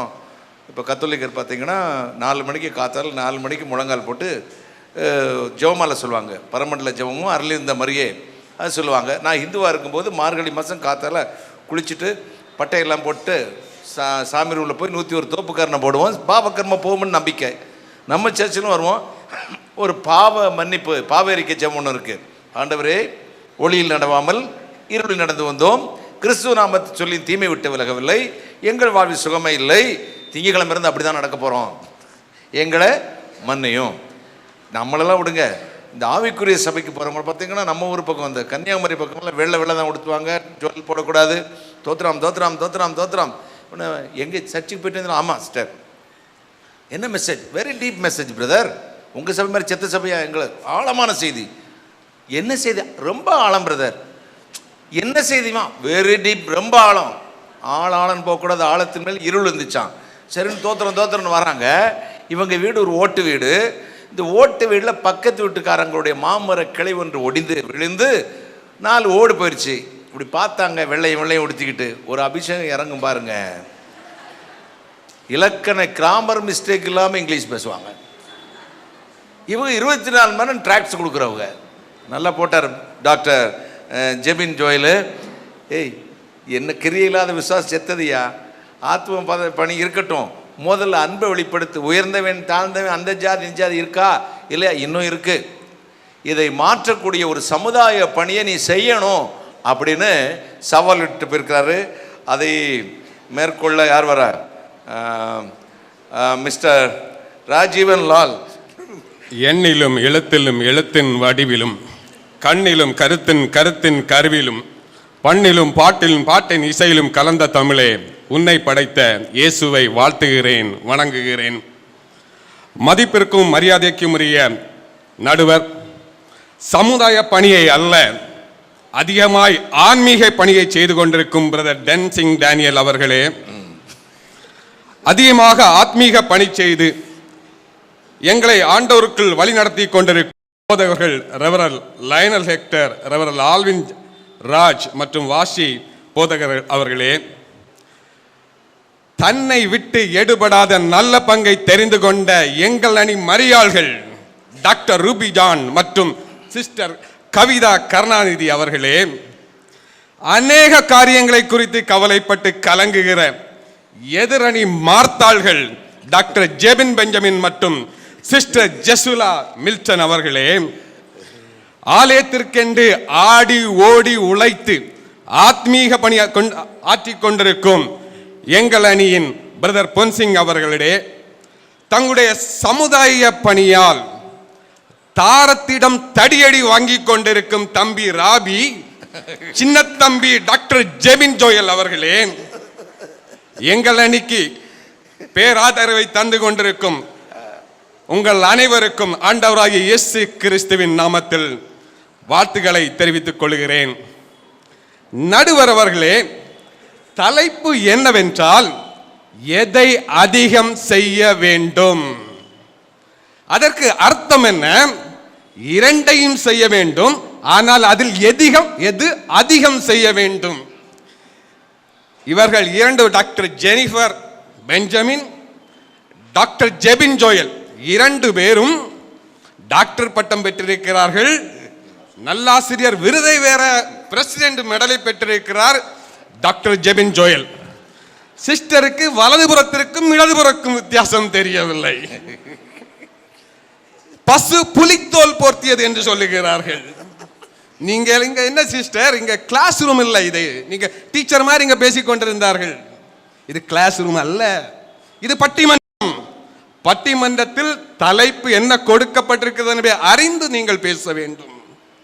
டாக்டர் ஜெபின் ஜோயல் அவர்களே, நீங்கள் பேசினீர்கள். நல்ல தலைப்பை தேர்வு செய்த நீங்கள் நல்ல அணியில் இடம்பெற நீங்கள் தவறிவிட்டீர்கள். டாக்டர் ஜெபின் ஜோயல் அவர்களே, பழைய ஏற்பாட்டிலும் புதிய ஏற்பாட்டிலும் ஆண்டவர் சொல்லுகிற காரியம், நீ முதலில் உன் வீட்டாருக்கு போதி என்று. யோசுவா சொன்னான், நானும் என் வீட்டாரும் என்றால் கர்த்தரையே சேவிப்போம் என்று. உபாகமம் 6 மற்றும் 7 வசனங்கள், இன்று நான் உனக்கு கட்டளையிடுகிற இந்த வார்த்தைகள் உன் இருதயத்தில் இருக்க கடவது. நீ அதை உன் பிள்ளைகளுக்கு கருத்தாய் போதித்து, நீ உன் வீட்டில் உட்கார்ந்திருக்கிற போதும், வழியில் நடக்கிற போதும், படுத்துக் கொள்கிற போதும், எழுந்திருக்கிற போதும் அவளை குறித்து போதி என்று வேதம் சொல்லுகிறது. புதிய ஏற்பாட்டில் ஆண்டவர் 12 சீஷர்களை அனுப்புகிறார். அப்போது அவர் சொல்லுகிறார், நீங்கள் புறஜாதி நாடுகளுக்கு போகாமலும் சமாரியர் பட்டணங்களில் பிரவேசியாமலும் காணாமற் போன ஆடுகளாகிய இஸ்ரவேல் வீட்டாரிடத்தில் போங்கள் என்று. நடுவர் அவர்களே, இந்த சமுதாய பணி செய்பவர்கள் ஆண்டவருடைய கட்டளைகளை தங்கள் குழந்தைகளுக்கும் பிள்ளைகளுக்கும் போதிப்பது கிடையாது. அவர்கள் வீட்டிலே உட்காருவதும் கிடையாது. நீ வெளியே போகும் முன் உன் குழந்தைகளை நீ சரிப்படுத்தி சமுதாய பணி செய். இவர்களுக்கு தங்கள் குழந்தைகளை குறித்து அக்கறையே கிடையாது. கேட்டால் சொல்வார்கள், ஊரான் பிள்ளையை ஊட்டி வளர்த்தால் தன் பிள்ளையை தானே வளரும். அது எப்படியா வளரும்? இன்றைய காலகட்டத்தில் நடுவர் அவர்கள் அதை தான் சொல்லுகிறேன். இன்றைய காலகட்டத்தில் ஊரார் பிள்ளையை ஊட்டி வளர்த்து விட்டு தான் பிள்ளை தானே வளரும் என்று நீ நினைத்தால் உன் பிள்ளை தழுதறையாதான் வளரும் என்பதை தெளிவு சொல்லிக் கொள்கிறேன். ஆகையால் முதலில் உன்னுடைய ஆத்தும பணியை வீட்டில் ஆரம்பி, சமுதாய பணி அதற்கு அப்புறம். திருநெல்வேலி பக்கம் ஒரு பீடி படிக்கும் ஒரு தம்பியிடம் கேட்டு பாருங்கள், தம்பி எப்படி அப்பா எல்லோரும் என்ஜினியரிங் டாக்டராக வேண்டும் என்று விரும்புகிறார்கள், நீ மாத்திரம் பீடி படித்து போதகராக வேண்டும் என்று நினைக்கிறாயே என்றால் அவன் சொல்லுவான், போதகரான உடனே 5 வருடத்தில் ஏதோ ஒரு ஸ்கூலுக்கோ இல்லது ஒரு காலேஜுக்கோ என்னை கரஸ்பாண்டன்ட் ஆக்கி விடுவார்கள், தாளாளர். அதற்கு பிறகு இந்த என்ஜினியரும் டாக்டரும் என்னிடத்தில் தான் வந்து நிற்க வேண்டும் என்று. பிரியமானவர்களே, அன்பு சகோதரர் பொன்சிங் அவர்கள் சொன்னது போல் இன்றைய தினம் கிறிஸ்தவம் கெட்டு குட்டிச்சோரை ஆகிக்கொண்டிருப்பதற்கு காரணம் இந்த ஸ்கூல்ஸ், காலேஜ், ஹாஸ்பிட்டல்ஸ் மட்டும்தான். டயசிஸில் அடிதடிக்கு காரணமும் இதேதான் காரணம். எனக்கு அநேக மிஷனரி ஊழியர்களை தெரியும். அவருடைய இன்றைய மன உளைச்சலுக்கு காரணம் அவர்கள் கட்டி வைத்திருக்க ஸ்கூல்ஸ் தான், வேறு எதுவும் இல்லை. அவர்கள் ஆத்மபணியை மாத்திரம் செய்து கொண்டிருந்தால் இன்றைக்கு அவர்களுக்கு மன உளைச்சல் ஆகாது. இவர்கள் சொன்னார்கள், கிறிஸ்தவர்கள் எண்ணிக்கை குறைவாக இந்தியாவில் இருக்கிறது என்று. காரணம், கிறிஸ்தவ ஆண்டவர் சொன்ன கட்டளையை மீறி, ஆண்டவர் கொடுத்த கட்டளை நீங்கள் உலகத்துக்கும் போய் சர்வ சிருஷ்டிக்கும் சுவிசேஷத்தை பிரசங்கிகள் என்று கிரேட் கமிஷன். ஆனால் இன்றைய கிறிஸ்தவ சமுதாயம் கிரேட் கமிஷன் வாங்குகிற கூட்டமாக மாறிவிட்டது. காரணம் என்ன தெரியுமா? இந்த ஸ்கூல்ஸும் காலேஜஸும் தான். ஆகையால் சமுதாய பணியை செய்வதை நிறுத்திவிட்டு ஆண்டவர் கொடுத்த கட்டளை நீங்கள் செய்ய வேண்டும் என்று சொன்னார்கள். விசுவாசம் இல்லாத கிரியை செத்ததான். வேதம் தெளிவாக சொல்லுகிறது, நீங்க உங்களை கிரியைகளினால் அல்ல என்னுடைய கிருபையினால் ரட்சிக்கப்பட்டீர்கள் என்று உணர்ந்து கொள்ளுங்கள். உங்களுடைய கிரியைகளினால் அல்ல, ஆண்டவருடைய கிருபை என்பதை நீங்கள் அறிந்து கொள்ளுங்கள். டாக்டர் ஜெனிஃபர் அவர்கள் நேற்றைய தினம் அவர்கள் சரியாக தூங்கவில்லை. காரணம் என்ன தெரியுமா? அவர்கள் இரவு இங்கு அட்டென்ட் பண்ணிவிட்டு திருப்பி அவர்கள் ஆல் நைட் பிரேயருக்கு சென்றார்கள். என்ன அங்கே சமுதாய பணி செய்தீர்களா? அவர்களையும் அவருடைய குடும்பத்தையும் எனக்கு நெருக்கமாய் தெரியும். எத்தனை பள்ளிக்கூடங்கள் நீங்கள் கட்டினீர்கள், எத்தனை ஸ்கூல் ஹாஸ்பிட்டல்ஸ் கட்டினீர்கள், ஆலயங்களை தானே கட்டினீர்கள். அப்படி என்றால் நீங்க சமுதாய பணியா செய்கிறீர்கள்? ஆத்மீக பணி செய்து கொண்டு ஏன் இங்கே வந்து கொண்டு பொய் பேசிக் கொண்டிருக்கிறீர்கள்? அப்போஸ்தலர் 3ஆம் அதிகாரம் 3 முதல் 12 உள்ள வசனங்களை நீங்கள் வாசித்து பாருங்கள். அங்கேதான் சிஸ்டர் சொல்லிவிட்டு சொன்னார்கள், பிச்சைக்காரனை பார்த்த பொழுது பேதுரு சொன்னான், என்னிடத்தில் வெள்ளியும் பொன்னும் இல்லை என்று. நாம் இன்று என்ன செய்து கொண்டிருக்கிறோம்? மக்களை பிச்சைக்காரர்களாக்கி கொண்டிருக்கிறோம். ஆண்டவரை கொடுக்காமல் மக்களை பிச்சைக்காரர்களாக்கி கொண்டிருக்கிறோம். ஆகையால் தான் இன்றைக்கு கிறிஸ்தவ சமுதாயம் சகோதரர் சொன்ன போல ஏளனப்படுத்தப்பட்டு கொண்டிருக்கிறது. நம்மளை பார்த்து இவர்களெல்லாம் காசு வாங்கி கொண்டு கிறிஸ்தவர்களாக மாறிவிட்டார்கள் என்று சொல்லுகிறார்கள். ஆகையால் இந்த காலகட்டத்தில் நாம் செய்ய வேண்டியது சமுதாய பணியை அல்ல, நம்ம செய்ய வேண்டியது ஆத்மீக பணி என்பதை ஆணித்தரமாக சொல்லிக் கொள்கிறேன்.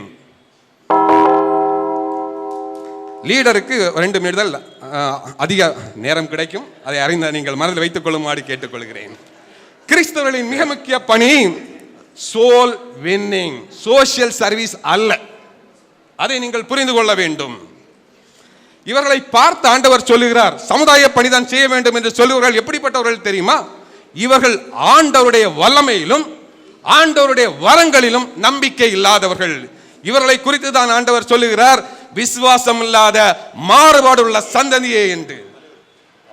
ஆகையால் ஆண்டவருடைய வல்லமையின் மேல் நம்பிக்கை வையுங்கள்.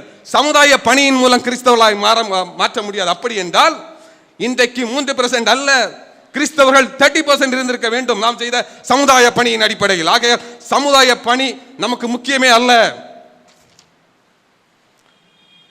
சிஸ்டர் ஜெனிஃபர் நன்றாக பேசினார்கள். நாக்குக்கு நரம்பில்லை என்றால் நீங்கள் என்ன வேண்டுமானாலும் போய் சொல்லக்கூடாது. சிஸ்டர் ஜெசுலா மில்டன் அடுக்குமொழியில் பேசி வென்று சென்றார்கள். அவர்கள் அவருடைய சமுதாய பணியினால் உள்ள விளைந்த விளைவு என்ன தெரியுமா? அவருடைய சகோதரர் மில்டன் அவர்கள் நொந்து நூலாகி போயிருக்கிறார். ஒழுங்காக சமுதாய பணியை குறைத்து விட்டு கொஞ்சம் சோறாக்கி போடுங்கள். சிஸ்டர் ஜெனிஃபர் அவர்களுடைய சமுதாய பணியினால் பிரதர் பெஞ்சமின் தலையை பீத்துக் கொண்டிருக்கிறார். வீட்டை கவனியுங்கள், முதல்ல வீட்டை கவனித்து விட்டு சமுதாய பணியை ஆற்றுங்கள். ஆமா, முதல்ல வீட்டை பாருங்க சிஸ்டர். சமுதாய பணி. ஆகையால் நடுவர் அவர்களே, நேரம் இல்லாமல் இதை விட நிறுத்திக் கொள்கிறேன். இன்றைய காலகட்டத்தில் டாக்டர் ஜெபின் ஜோயல் சொல்லிவிட்டு சொன்னார், சொன்னதெல்லாம் டீச்சர் பழைய காலம். இன்றைய காலகட்டத்தை குறித்து பேச வேண்டும். தலைப்பை முதலில் படித்துக் கொள்ளுங்கள். ஆனால் பேசியதெல்லாம் அண்டே மிஷினரி, அண்டே கரிங். எத்தனை முறை நீங்கள் சிஎம்சிக்கு சென்றிருக்கிறீர்கள்? நான் பல முறை இங்கு சென்றிருக்கிறேன். ஆனால் அங்கு உள்ள பிரச்சனைகள் உங்களுக்கு தெரியுமா? எவ்வளவு பொலிட்டிக்ஸ். ஆகையால் நீங்கள் அன்றைய காலகட்டத்தை குறித்து பேச இன்றைக்கு நீங்கள் வரவில்லை. இன்றைய காலகட்டத்தை குறித்து தான் நாம் பேசிக் கொண்டிருக்கிறோம்.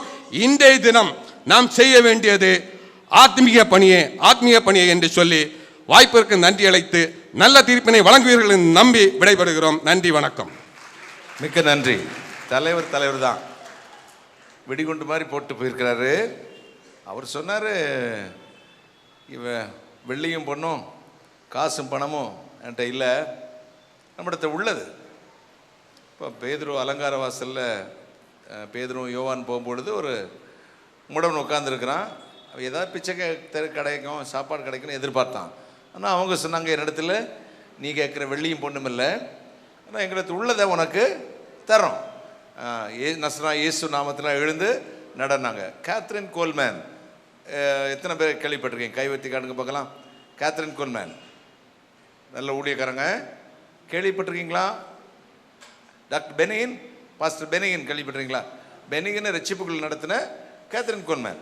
அவங்க கடைசி நேரத்தில் மரணத்தோட போராடிட்டு இருந்தாங்க. ஆனாலும் மீட்டிங் டேட் கொடுப்பாங்க. கொடுக்கும்போது எவ்வளோ நேரம் பேசுகிறாங்கன்னா 2 நிமிஷம் தான் பேசுவாங்க. எவ்வளோ நேரம் பேசுவாங்க? 2 நிமிஷம். ஸ்ட்ரெச்சரில், வீல் சேரில் கொண்டு வந்து ஸ்டேஜில் நிறுத்துவாங்க. லட்சக்கணக்கான மக்கள் இருப்பார்கள். வந்து அவங்க சொல்லுவாங்க, I have no silver and gold, but one thing in the name of Jesus heal அப்படிம்பாங்க. என்னிடத்தில் வெள்ளியும் பொண்ணும் இல்லை, ஒன்று உண்டு, இயேசு நாமத்தில் எழுதுறாங்க. போனோன்னே லாரி கிரிலாம் வரும், இந்த வண்டியெல்லாம் வந்து ஸ்ட்ரெச்சர், கை கட்டலாம். எப்பொழுதும் நமக்குள் நினைத்திருப்பது ஆண்டவருடைய ஆசை இருக்குமானால் இந்த ஏழைகளுக்கும் திக்கற்றவர்களுக்கும் சமுதாயத்தில் நொறுக்குண்டவர்களுக்கும் நாம் எப்பவுமே கொடுக்க ஆயத்தமாக. அப்போ என்ன தேவை அப்படிங்கிறது, பரிசுத்த ஒருவனுக்கு ஒரு துண்டு பொரித்த மீன் கொடுத்தால் அந்த நேரத்தை பசியை மத்தி விடலாம். அவனுக்கு மீன் பிடிக்க கற்றுக் கொடுத்து விட்டால் அவனுக்கு பசிங்கிறதே தெரியாமல் போயிடும். இந்த மீன் பிடிக்க கற்றுக் கொடுக்கிறது தான் ஆத்மீக பணி. நீங்கள் ஒரு நேரத்துக்கு சாப்பாடை போட்டு போயிடுவீங்க, அடுத்த நேரம் யார் கொடுக்க முடியும்னு அருமையான பிரதர் ராஜீவன்லால் சொன்னார். போயா, இதெல்லாம் விட நாங்கள் உழைத்து ஃபீல்டு ஒர்க்குகள் பண்ணி இந்த மக்களை மீட்டு கொண்டு வருவதே கர்த்தருக்கு பிரியமான வேலை அப்படின்னு பேசுவதற்காக தலைவர் மிஸ்டர் ராபி தங்கப்பன் வாங்க, கைகளை தட்டி அவர்களை வரவேற்போம். ஆண்டவரும் இரட்சகருமாகிய இயேசு கிறிஸ்துவனுடைய இணைய நாமத்திலே சபையார் யாவருக்கும் என்னுடைய வாழ்த்துக்களை தெரிவித்துக் கொள்கிறேன். அருமையான போதவர்களே, நடுவர் அவர்களே, தலைப்பிகை சம்பந்தம் இல்லாமல் பேசுறதுல ஒரு இவ்வளோ பெரிய திறமை இருக்கும்னு என்னுடைய எதிரணியினரை பற்றி நான் யோசிக்கலை. நான் கொஞ்சம் பயந்துட்டு வந்தேன், ரொம்ப ஸ்ட்ராங்கான ஆட்கள் அப்படின்னு. பார்த்தா கடைசியில் தலைவர் மட்டும்தான் கொஞ்சம் ஏதோ அந்த தலைப்பு பக்கத்தில் வந்தார், வேறு யாருமே வரல. நம்முடைய வேதாகமம் எப்படியாக ஆரம்பிக்கிறது? ஆதியிலே தேவன் வானத்தையும் பூமியையும் படைத்தார். தேவனே முதல்ல சமுதாய பணியிலேருந்து தான் ஆரம்பிச்சிருக்காரு. அப்படிப்பட்ட தேவனை ஆராதிக்கிற நம்ம இங்கே வந்துட்டு ஆன்மீக பணி சமுதாய பணியை விட அதிகமாக செய்யணும் அப்படின்னு சொல்கிறதான் தப்பு. நாங்கள் சமுதாய பணி மட்டும் செய்யணும், ஆன்மீக பணி செய்யக்கூடாதுன்னு சொல்லலை. அதாவது வில்லியம் ஆல்ட் என்கிற ஒரு மிஷினரி ஸ்ரீலங்காவுக்கு வர்றாரு. அவர் ஒரு மெத்தடிஸ்ட் மிஷினரி. அவர் ஸ்ரீலங்காவுக்கு லண்டன்லேருந்து கிளம்புறாரு. அவர் கிளம்புறதுக்கு 5 நாளைக்கு முன்னாடி அவருக்கு கல்யாணம் நடக்குது. கல்யாணமான 5வது நாள் அவர் கிளம்புறாரு. 5 நாட்கள் கழிந்து அந்த கப்பலில் வரும்போது தன்னுடைய மனைவி சுகவீனம் அடைகிறாள். 2 வாரம் போராடுறாங்க. மனைவி கப்பலில் இறந்து போகிறாங்க. அந்த மனைவி அடக்கம் பண்ணுகிறது கடல் அடக்கம் பண்ணுறாங்க. பண்ணிக்கிட்டு இந்த ஐயா மட்டும் வர்றாரு ஸ்ரீலங்காவுக்கு. 2 மாதத்தில் தமிழ் படிக்கிறாரு. 8 மாதம் ஊழியம் செய்தார். அவர் என்ன ஊழியம் செய்தார் தெரியுமா? 8 ஸ்கூல் கட்டினாரு, ஒரு காலேஜ் கட்டினாரு. அந்த காலத்தில், அதாவது அந்த காலத்தில் இல்லை, இன்னையிலிருந்து குறிப்பிட்ட 200 ஆண்டுகளுக்கு முன்பாக. அதாவது அந்த காலத்துல நீங்க கேட்டதுனால எனக்கு ஞாபகம் வந்துச்சு. நம்ம எல்லாம் எலியாவை பத்தி எல்லாம் பேசணும். எலியா எல்லாம் இந்த காலத்துல வாழ்றாங்கன்னு எனக்கு தெரியாதுயா. ஓகே, எலியாவை பத்தி எல்லாம் பேசுறோம் நம்ம. அவர்லாம் இந்த காலத்துல வாழ்றாரு. 200 வருஷத்துக்கு முன்னாடி இருந்தவங்க அந்த காலத்துல வாழ்றாராம். போங்கயா போங்க. அப்புறம் வில்லியம் பூத் அவர்கள் உலகத்திலே ஒரு பெரிய மிஷினரி. அவர் நடுவர் அவர்கள் அழகாக சொன்னாங்க, SSS எப்படின்னா சோப் சூப் அண்ட் சால்வேஷன். சும்மா தலையை அப்படியே தலையிலெல்லாம் பேன் பிடிச்சிருக்கக்கூடிய நமக்கு நிறைய பேருக்கு தெரிஞ்ச ரெவரண்ட் எலியாஸ்னு ஒரு மிஷினரி இருக்கிறாரு, தமிழ்நாட்டில் கொல்லிமலையில் போனவர். அவர் சொல்லுவார், அவரை நான் நேரடியாக பேட்டி கண்டேன். அவர் சொல்கிறாரு, பிள்ளைங்க அப்படி வருவாங்க, தலையில் அப்படி புழு வெளியே வரும் அப்படின்ட்டு மண்ணெண்ணெயை தலையில் ஊற்றுவாராம், புழுவெல்லாம் சாகுமா, அந்த தலையை மொட்டை அடிப்பாராம். அதுக்கு பிறகு அவனுக்கு சாப்பாடு போடுவாராம். அதுக்கு பிறகு சுவிசேஷம் சொல்லுவாராம். இன்னைக்கு ஆயிரக்கணக்கான ஆத்துமாக்களை ஆதாயம் பண்ணி 100கணக்கான திருச்சபைகளை ஸ்தாபித்த அவர் சோப் சூப், அதுக்கு பிறகு சால்வேஷன். அப்போ இங்கே இந்த 3 விஷயத்தில் 2 விஷயம் என்னது? சமுதாய பணி. 3வது விஷயம் தான் ஆத்தும்போடி. நாங்கள் என்ன சொல்கிறோம், 2 விஷயத்த முதல்ல செய்துட்டு அடுத்து ஆத்ம ஆதாயப்படி. நீங்கள் அப்படியே அந்த காளைக்கு முன்னால் அந்த என்ன சொல்கிறது, வண்டியை கட்டணும் அப்படின்னு சொல்கிற ஆட்கள் நீங்கள்லாம். காளையை முன்னால் கட்டணும் அப்படின்னு நாங்கள் சொல்கிறோம். நீங்கள் வண்டியை முன்னால் கட்டிட்டு காளையை பின்னால் கட்டணும்னு சொல்கிறாங்க. இவ்வளோதான் வித்தியாசம். ஸோ இவர்களுடைய பணி அந்த மாதிரி தான் இருக்குது. இப்போ எல்லாரும் வந்து இந்த பிச்சைக்காரன், அந்த பிச்சைக்காரன் அலங்கார வாசல் அப்படிங்கிற அந்த வாசலில் ஒரு அலங்கோலமான பிச்சைக்காரன் அவன் அப்படி அங்கே உட்கார்ந்துருக்கான். அவன் இவங்களை பார்த்து அப்படி சொல்கிறான், ஏதாவது எனக்கு தாங்க அப்படின்னு. இவங்க சொல்கிறாங்க, வெள்ளியும் பொண்ணும் என்னிடத்துல இல்லை, நீ ஆவியில் நட அப்படின்னு சொல்லலை. என்ன சொன்னாங்க? நீ எழுந்து நட. அவனுடைய சரீரத்துக்கு தேவை என்ன? சுகம். அது சமுதாய பணி. அவனுடைய சரீரத்துக்கு தேவை சுகம். அந்த சுகத்தை பெற்றுக்கொண்ட பிறகு கண்டிப்பா அவன் இவங்க யாருன்னு கேட்டிருப்பான், இயேசு கிறிஸ்து யாருன்னு கேட்டிருப்பான். அவங்களுக்கு கண்டிப்பா அவங்க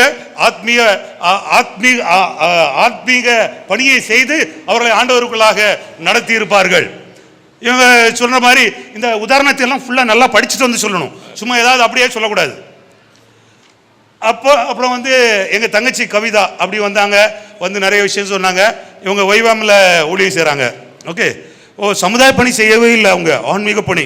ஆன்மீக பணியில் என்னெல்லாம் அப்படின்னா, காலையில் பிள்ளைங்களெல்லாம் கூட்டு வந்து ஸ்கூலில் வச்சு பாட்டெலாம் சொல்லி கொடுத்து அப்படியே பண்ணுறது ஆன்மீக பணியாக. வைவாமுடைய ஒரு வெப்சைட் இருக்குது, நீங்கள் எல்லாம் போய் பார்க்கலாம். அங்கே 18 வேல்யூஸ் அப்படின்னு போட்டிருக்கோம். 18 வேல்யூஸ் இருக்கும்.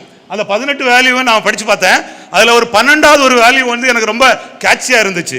அது என்னன்னா, டூ ஃபர்ஸ்ட் தென் ப்ரீச் அப்படின்ட்டு. ஸோ இந்த தங்கச்சி ஒரு நாள் படிச்சு பாருமா அதை.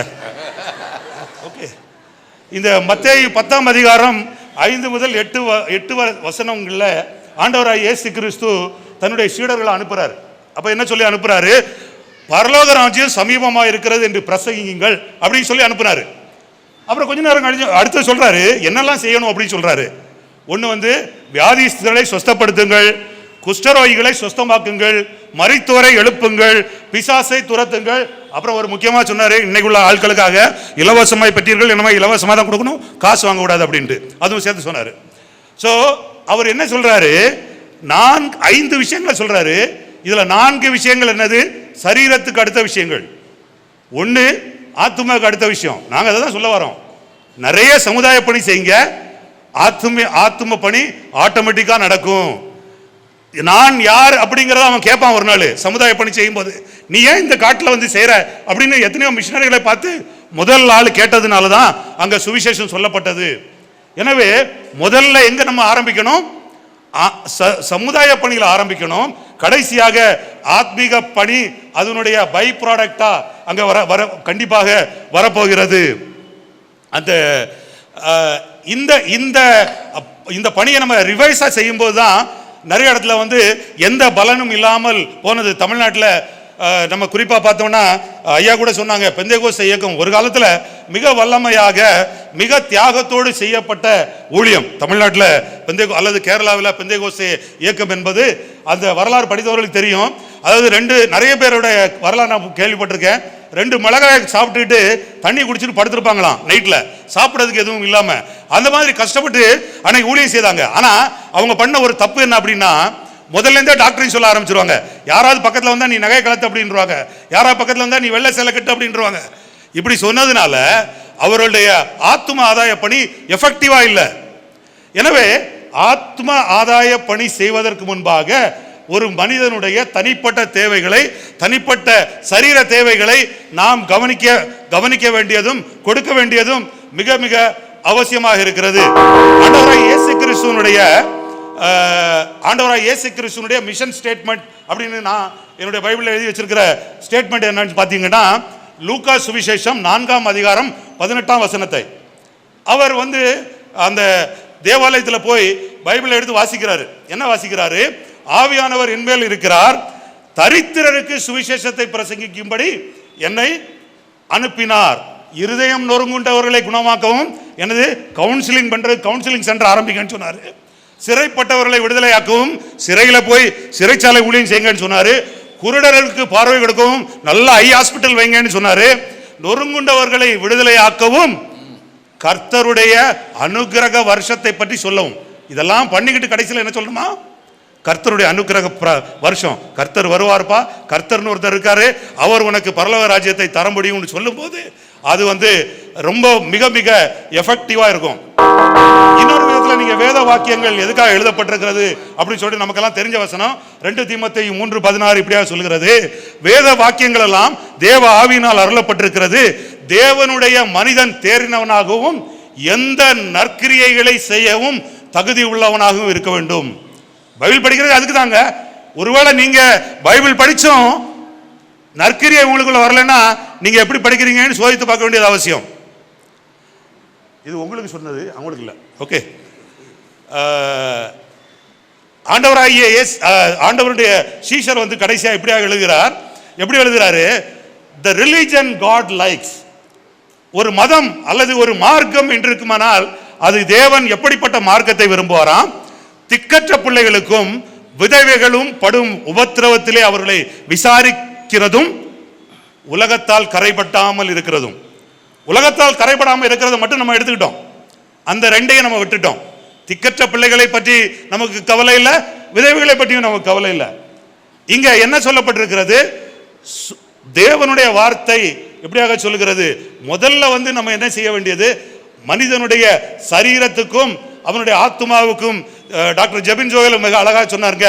ஒரு மனிதன் குளிர்ல நடங்கிட்டு இருக்கான், பசியில இருக்கான், நம்ம எல்லாம் இப்ப என்ன செய்யறோம்? கூப்பிட்டு பிரதர் இங்க வாங்க பிரதர், முழங்கால் போடுங்க, ஹல்லேலூயா ஸ்தோத்திரம், இவன் மேல் தேவன் ஆவி இறங்க கடவுது அப்படின்னு சொல்லி அவனை அனுப்பி விட்டான்னு வைங்களா, அவன் கீழே போய் என்ன திட்டிட்டு போவான். அவனுக்கு என்ன செய்யணும்? தம்பி பசியா இருக்கிறியா, ஏதாவது சாப்பிடுறியா, நீ சாப்பிட்டு எத்தனை நாள் ஆச்சு அப்படின்னு கேட்டு அவனுக்கு ஒரு வஸ்திரத்தை கொடுத்து அதுக்கு பிறகு உன்னை இயேசு நேசிக்கிறாருன்னு சொன்னா அந்த ஊழியம் எஃபெக்டிவா இருக்கும். எனவே இன்றைய சூழ்நிலையிலே நாம் அதிகம் செய்ய வேண்டியது சமுதாய பணி, பணியே ஆத்தும ஆதாய பணி, அதை பின்தொடரும் என்று சொல்லி வாய்ப்புக்கு நன்றி கூறி விடைபெறுகிறேன். மிக்க நன்றி. ரெண்டு பேருடைய பிரதிவாதங்களை கேட்டிருக்கோம். இந்த ஆத்ம பணி, சமுதாய பணி, இதில் தலைப்பு என்னென்னா, இதில் ரெண்டு எது அதிகம் செய்யணும் அல்லது இந்த காலகட்டத்தில் எது நமக்கு இப்போ நீடு, எவ்வளோ தேவையாக இருக்குது, இந்த காலகட்டத்துக்கு அவசியமானது. ரெண்டு பக்கமும் ரொம்ப அருமையான கருத்துக்களை சொன்னாங்க. அதாவது இந்த காலகட்டத்தில் எத்தனையோ தேவைகள், மக்கள் ஏற்றத்தாழ்வுகள், நலிந்த மக்கள். பிரதர் எக்ஸ்ட்ரீமாக போயிட்டார். குருடருக்கு பார்வையளிக்கும், சிறைப்பட்ட சிறைச்சாலை இருக்கிறவங்கள இல்லை, சிறைப்பட்ட கட்டப்பட்ட மக்களை விடுதலை ஆக்கும். ரொம்ப சந்தோஷம். இப்போ வண்டி ஓட சக்கரங்கள் ரெண்டு மட்டும் தேவை, இந்த ரெண்டில் ஒன்று சிறியதென்றால் எந்த வண்டி ஓடும்? இந்த ஆத்ம பணியும் சமுதாய பணியும் ரெண்டு வேறுபட்டதல்ல, அது ஒன்றில் அடக்கம், ஒன்றிலேயே அடக்கம். இப்போ ஒரு கைன்னு சொன்னால் 5 விரல் இருக்குது, ஊழியன்னு சொன்னால் 5 விதமான ஊழியங்கள் உண்டு. ஒரு சர்ச்னா 5 விதமான ஊழியங்கள், 5 pillars தான் ஒரு சர்ச். அதே மாதிரி இந்த ஆன்மீக பணியில் உள்ளடங்கியது தான் இந்த சமுதாய பணி. இது ரெண்டையும் வேறு பிரித்து பார்க்க முடியாது. உடலும் உயிரும் போல, உயிர் தனியே இயங்க முடியாது, உடலும் தனியே இயங்க முடியாது.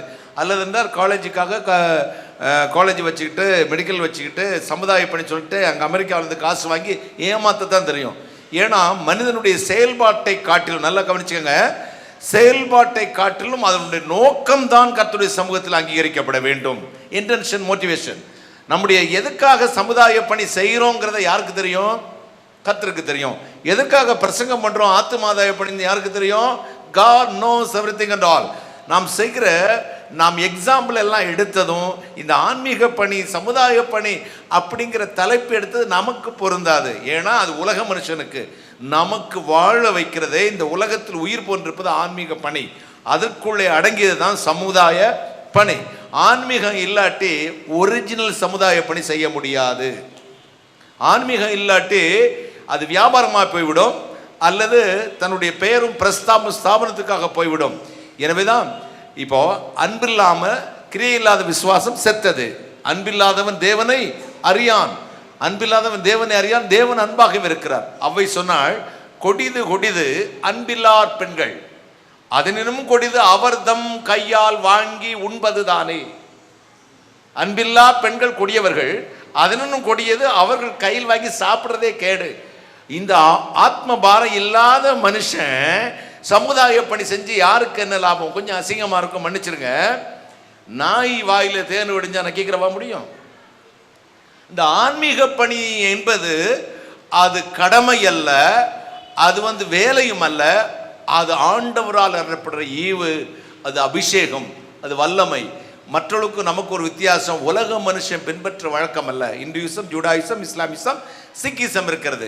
எல்லாம் இசம் என்றே வரும். ஆனால் கிறிஸ்தவன் வரும்போது கிறிஸ்டியானிசம் அல்ல, கிறிஸ்டியானிட்டி. இசம் என்று சொன்னால் மதம் அல்லது மார்க்கம். மதம் என்றால் என்ன அர்த்தம்? தமிழில் யானைக்கு கிறுக்கு பிடிச்சிட்டு என்ன சொல்லுவோம்? மதம் பிடிச்சிருச்சுன்னா அதான் மதம் பிடிச்சாலே இது எல்லாம். நாம் மதம் சார்ந்தவர்கள் அல்ல. இட்டினா என்ன அர்த்தம்? கிறிஸ்து அனுபவம், எக்ஸ்பீரியன்ஸ். யாரை போல? இயேசுவை போல வாழ்ந்து காட்டுற அனுபவம். ரெண்டு வேலையும் கர்த்தர் இயேசு செய்தார். ஒன்று ஆன்மீக பணிக்காகவே இரட்சகராக மனிதனை மீட்க தன் உயிரை கொடுப்பதற்காக வந்தார். வந்த இடத்துல இப்படிப்பட்ட மக்களெல்லாம் பார்த்து அவர்கள் தேவையெல்லாம் பூர்த்தீகரித்தார். அப்போ நோக்கம் ஒன்றே, இறைவனுக்காக பணி செய்து நித்திய ஜீவனுக்குள் ஜனங்களை கொண்டு போக வேண்டும். அந்த போகும் பிரயாணத்திலே காண்பிக்கப்படுற இத்தனை அவலைகளையும் தீர்க்கக்கூடிய ஒரு கருவியாக கூட நம்மை சேர்த்து கொள்ள வேண்டும் என்பதுதான் என்னுடைய தீர்மானமாக இருக்கிறது. இந்த விஞ்சி நிற்பது ஆன்மீக சமுதாய பணியா என்று கேட்டால், ஆன்மீக பணி செய்தால் மட்டுமே உண்மையான சமுதாய பணி செய்ய முடியும். எனவே சமுதாய பணி என்ப முக்கியத்தை விட ஆன்மீக பணியே இந்த காலங்களில் முக்கியமானது என்று தீர்ப்பளித்து கர்த்தருக்கு நன்றி சொல்லி விடைபெறுவோம். நன்றி, வணக்கம். ஜெபித்து முடிக்கலாமே. அன்பு இரட்சகரே, 2 பிள்ளைகளையும் 2 அணியினையும் சேர்த்து பயன்படுத்தி கர்த்தர் நாமத்தை மகிமைப்படுத்தும்படி 2மே உமக்கு பிரியமான கனிகளப்பா, 2மே உமக்கு பிரியமானது. இதை நாங்கள் பேச வாய்ப்பு கொடுத்தீர், அதை என்று நான் கேட்கும் எங்களுக்கு பாக்கியம் கொடுத்தீர். தொடர்ந்து என் பிள்ளைகள் இதே போல் கர்த்தருக்குள் வளரவும், பேசின மக்கள் தங்கள் செயல்பாடில் அதே போல் நிலைத்திருக்கும் கர்த்தர் கிருபை செய்யும். வந்திருக்கிற மக்களையும் ஆசீர்வதி. கர்த்தராகிய இயேசு கிறிஸ்து நாமத்தில் ஜெபிக்கிறோம். உம்முடைய ஆசீர்வாதங்களை பெற்றுக்கொள்கிறேன் பரிசுத்த பிதாவே, ஆமென்.